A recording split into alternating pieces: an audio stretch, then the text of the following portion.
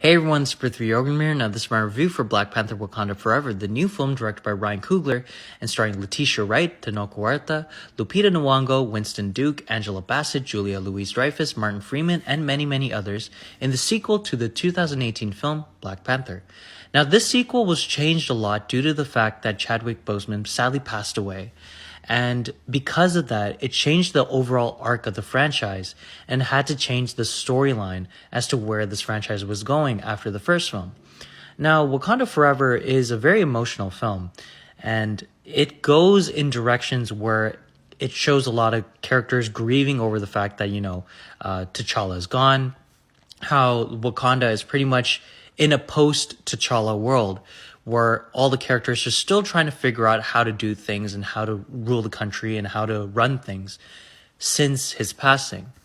And I think that the film did a really good job of honoring his character and honoring the character's emotional and physical impact in the franchise and even in the Marvel world in general. I think that even the overall mood and the overall theme that was in the Phase 4 of Marvel films is that most of them have been very emotional, very characters going through some heartbreak and going through some pains and everything. I think that this was a good final film for the Phase 4 films because it really hit the emotional quotient and the dramatic quotient really well.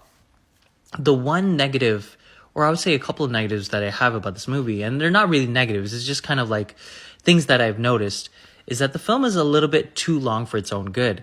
And I also believe that the film takes a little bit too much time to get into the main storyline. I thought that Namor, played by Tenoch Huerta, was a really interesting character.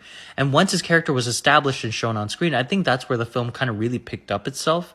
And obviously, it is kind of tough to balance out the emotional aspects with the actual storyline that you're trying to show in the film. But I think that Ryan Coogler did an excellent job as to what to do after the whole last few years in terms of trying to figure out how to continue on this movie. And I'd say that the movie's an 8 out of 10. I think that this movie was more of a bridge film for the future movies that will come out in Black Panther or any of the Marvel films that will incorporate these characters. I thought that the movie was really interesting at certain moments, but I felt like it was a little bit too long and kind of dragged at certain moments as well. But yeah, I think it was a good, solid film to end off this phase. It was entertaining, but I did feel like it was dragging a little bit. And I thought the performances were good. The action scenes were pretty decent. And it's an 8 out of 10. It's playing in theaters right now. And let me know in the comments below your thoughts on Wakanda Forever.